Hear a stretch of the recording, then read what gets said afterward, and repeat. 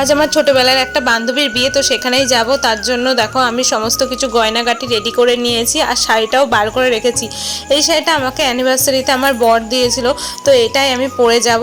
আর আমি আমার বাপের বাড়ির পাশে একটা জেঠি আছে, তো সেখান থেকেই পরবো শাড়িটা, কারণ আমি একা একা শাড়িটা পরতে পারবো না। আর আমি এই যে ব্লাউজটাও আমি গায়ে দিয়ে নিয়েছি, একেবারে ওখানে যাব, ঝটপট করে রেডি হয়ে নেব। তো বাড়ি থেকে ব্লাউজটা পরেই নিয়েছি, তার উপর দিয়ে চুড়িদার পরে নিয়েছি। তো এই দেখো এখন আমি চলে এসেছি জেঠিদের বাড়িতে, আর জেঠি এখন শাড়িটাকে ঠিকঠাক করে নিচ্ছে। দেখো শাড়িটা কেমন লাগছে তোমাদের জানিও, কিন্তু এটা আমাকে গিফট করেছিল আমার বর। তো কালারটা খুব সুন্দর আর জেঠিরও খুব পছন্দ হয়েছে। জেঠি বলছে দিদির জন্য একটা নেবে, তো আমাকে জিজ্ঞাসা করছিল শাড়িটার দাম কত। তো আমার অতটা খেয়াল নেই, আমি বললাম ওর থেকে শুনে নিয়ে পরে তোমাকে জানিয়ে দেবো। তো কালারটা কিন্তু খুবই সুন্দর, আর এই শাড়িটা অনেকেরই পছন্দ হয়েছে। আর এইদিকে দেখো জেঠিদের বাড়িটা আমি একটুখানি দেখাচ্ছি তোমাদেরকে ঘুরিয়ে, তোমরা দেখেছো এর আগে হয়তো। আর জেঠু ওইদিকে নলি পাকাচ্ছে, আর পেছনে লাইট জ্বলছিল বলে তাই আমি বন্ধ করে দিলাম। তো এই দেখো আমি রেডি হয়ে গেছি, কেমন লাগছে আমাকে বলো। একদম সিম্পলভাবে সেজেছি, বেশি একদম সাজিনি। আর আমি এরকম সিম্পলই সাজি সব জায়গাতে, তো আজকে একদমই সিম্পল সেজেছি। মানে একটুখানি শুধু লিপস্টিক দিয়েছি, মুখে মেকআপটাও ভালো মতো দিইনি, একদম হালকা, না দিলে না তাই। তো এই যে এখন আমি চলে এসেছি আমার ওই বান্ধবীদের বাড়িতে। তো এখন প্রায় কটা বাজে বলো তো, 8:30 মতো বাজে। তো এসে দেখছি বিয়ে বাড়ি পুরো ফাঁকা, লোকজন এখনো আসেনি। তো আমার বান্ধবীর সাথে দেখা করে আসলাম, ও এখনো রেডি হচ্ছে, পুরোপুরি কমপ্লিট হয়নি। পুরো কমপ্লিট হলে তোমাদেরকে দেখাবো ওকে। তারপরে দেখো এখানে আমরা ফুচকা খেতে এসেছিলাম, কিন্তু ফুচকা কাকু দেখি নিজে চা খাচ্ছে, তার জন্য এখান থেকে আমরা এখন খেলাম না, বললাম একটুখানি পরে এসে খাবো, কিন্তু পরে আর ফুচকাটা খাইনি। তো চলো ওইদিকে পুরোটা তোমাদের ঘুরে দেখাই। এই যে এখানে ছাদনাতলা করেছে, আর লোকজন এখনো আসেনি কেন বলতো, কারণ ওর বিয়ের লগ্ন হচ্ছে 12টার সময়।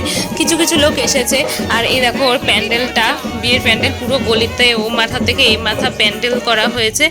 আর এই যে আমি আমার বর একটুখানি ছবি তুলে নিলাম। আর আমার বন্ধু বান্ধবীরা অনেকেই আসবে, কিন্তু অতক্ষণ আমরা থাকতে পারবো কিনা জানি না, কারণ আমাদের তাড়াতাড়ি করে বাড়ি চলে যেতে হবে। তারপরে এই যে খাওয়ার জায়গাটাতে প্যান্ডেল করেছে, কত সুন্দর দেখো, অনেকটা বড়। তো সেখানে এসে একটুখানি ভিডিও করে নিলাম। তারপর খিদে পেয়ে গেছিলো, ওইদিকে চিকেন পকোড়া দিচ্ছিল।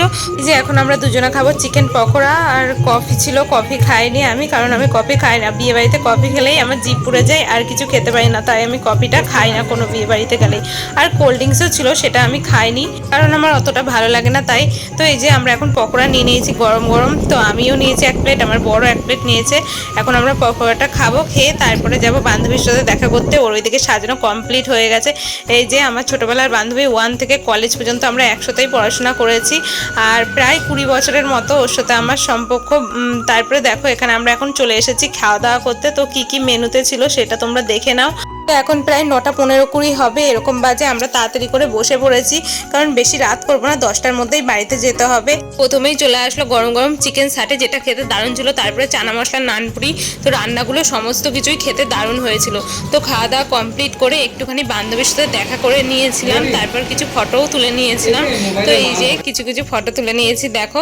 তারপরে একটুখানি বসেছিলাম, ওর বরের সাথে দেখা করবে বলে বসেছিলাম 10টা পর্যন্ত। তো ওর বর এখনো আসেনি, তাই কি করব, বেশিক্ষণ আর থাকলাম না, বাড়ি চলে গিয়েছিলাম। আর কোনো বান্ধবীদের সাথেই দেখা হয়নি, শুধুমাত্র একটা বান্ধবীদের সাথে দেখা হয়েছিল। তো এই যে এখন আমরা বাড়িতে চলে এসেছি তাড়াতাড়ি করে।